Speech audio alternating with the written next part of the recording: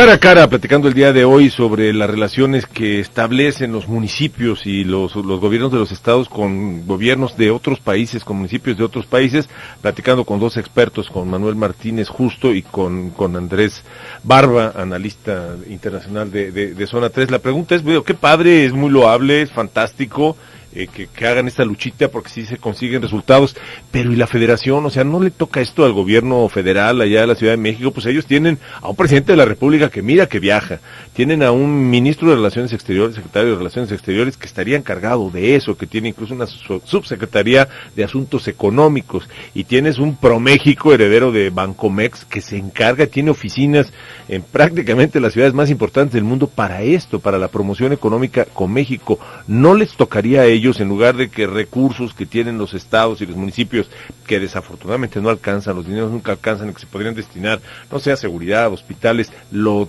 tengan que invertir en el tema de relaciones internacionales? Andrés.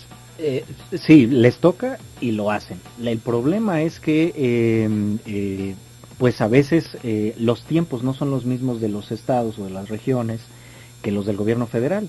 El gobierno federal apunta, digamos, la mirada, la vista hacia proyectos estratégicos de desarrollo nacional, y eso necesariamente no va, digamos, el estado de Durango o el estado de Colima o el estado de Yucatán no van a esperar a ver en qué momento el gobierno federal presta atención a alguna iniciativa local generada por ellos mismos para posicionar a su estado o atraer inversiones a su localidad, en fin. Entonces, más que competir o más que restarle funciones al gobierno federal, lo que ha venido sucediendo con la acción de internacionalización de los estados y los municipios es que vienen a acompañar o a complementar lo que va haciendo el gobierno federal. Ahora, esto ha vivido varias etapas. Cuando esto empezaba, se veía, estoy hablando de los años 60, con los primeros municipios que establecen hermandad, pues se veía algo como digamos, de cierta forma hasta lúdico, ¿no? Como algo simbólico, paseo, diversión. Sí, pero más que paseo y diversión se veía como algo bueno, positivo, que le abonaba las relaciones de México con el extranjero, el hecho que un alcalde se hermanara con un alcalde de otro lado, en fin, se veía algo como bueno, porque en general no hacía demasiado ruido, no se generaban grandes resultados, eran cuestiones simbólicas. Sin embargo, desde los años 90, que esto cobra un dinamismo mucho más amplio, porque es cuando empezamos también con esta transición política a niveles locales, sobre todo en esos años, los gobernadores ya van a Estados Unidos, a Canadá, a Europa, a China, en fin, a buscar inversiones, a Japón, etcétera, a buscar inversiones, a competir con las embajadas, por ejemplo, se veía, esa impresión se tenía en esos años, a competir con las funciones tradicionales de un embajador de promover a México. Que llegara un gobernador promoviendo las inversiones de su estado, pues era cierta forma quitarle un poco el juego al embajador. Después llegó otra etapa, que es, creo yo, una de las más interesantes, que es cuando la Cancillería mexicana empieza a dejar un poco atrás esa visión de que esto entorpece la política exterior o algo así, y más bien empezar a estudiar el fenómeno, analizarlo, percatarse de qué tantos beneficios o perjuicios genera. Cuando se dan cuenta que esto genera más beneficios que otra cosa, y que los perjuicios en realidad son muy marginales o son mínimos, lo que hace es que llega una nueva etapa y empieza a acompañar toda esta actividad, ¿no? A tratar de orientar e incluso hasta tratar de incentivar que los estados y los municipios generen, por ejemplo, creen sus propias oficinas de internacionalización, sepan cómo firmar los acuerdos, por supuesto, sepan cómo firmar sus propios acuerdos de cooperación respetando la ley, porque antes, como no sabían cómo hacerlo, pues lo hacían como podían, como se les daba a entender. Pero ahora hasta la Cancillería, digamos, ofrece cursos de formación a las autoridades municipales o estatales de cómo firmar acuerdos, cómo detonar mejores proyectos de cooperación. Entonces esto ha ido evolucionando en los últimos 20 años o más, ¿no? Pero hablas, por ejemplo, me imagino que estados y concretamente municipios muy profesionalizados. O sea, por ejemplo, Jalisco es un estado de gran peso a nivel nacional, y los municipios de la zona metropolitana de la Gran Guadalajara también.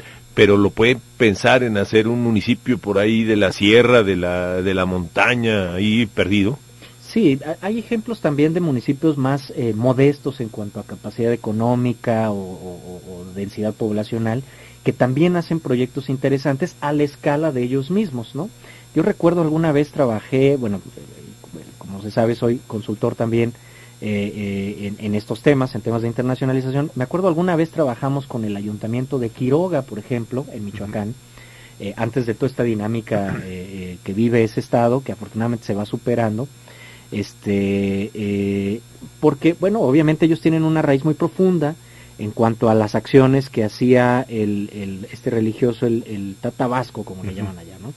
Que es tan importante para Michoacán y estas regiones. Y bueno, en Quiroga, Vasco de Quiroga estuvo por ahí, hizo acciones de beneficencia, etcétera. Bueno, Quiroga se alió, por decirlo así, se asoció con otros municipios de Michoacán, como el propio Pátzcuaro, como el propio Uruapan, en donde también tuvo presencia y acciones este religioso.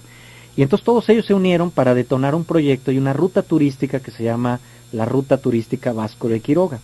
Y juntos la promueven en España, especialmente en alianza con el municipio en donde nació Vasco de Quiroga, en aquel país. Entonces es un ejemplo de cómo municipios pequeños, medianos, como Uruapan, más modestos, es cosa de creatividad la administración pública. Y finalmente, Manuel, hay mucha rebatinga, competencia entre los municipios y estados para tratar de jalar y que se puedan meter el pie o zancadillas.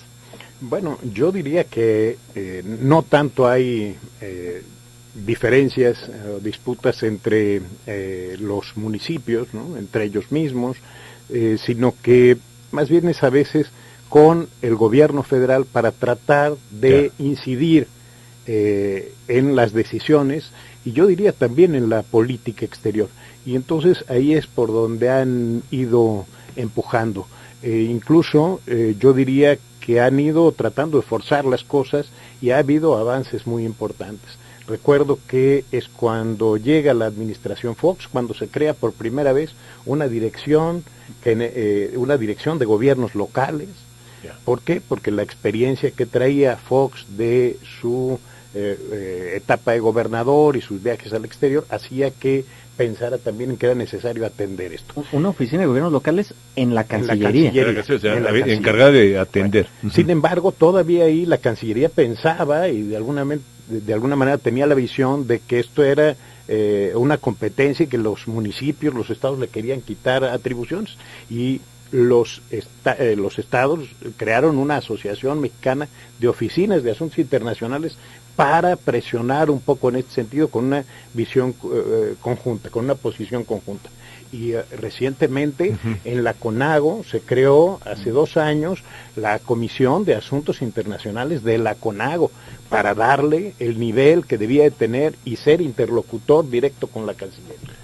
Muchísimas gracias, Manuel Martínez Justo, por haber estado con nosotros aquí en Cara a Cara. Muchísimas gracias, Andrés Barba. Al contrario, Pablo, un gusto. Un honor. Y un gusto que usted nos haya acompañado. Esto fue Cara a Cara. Yo soy Pablo Latapí y le espero en el próximo Cara a Cara. Muchas gracias.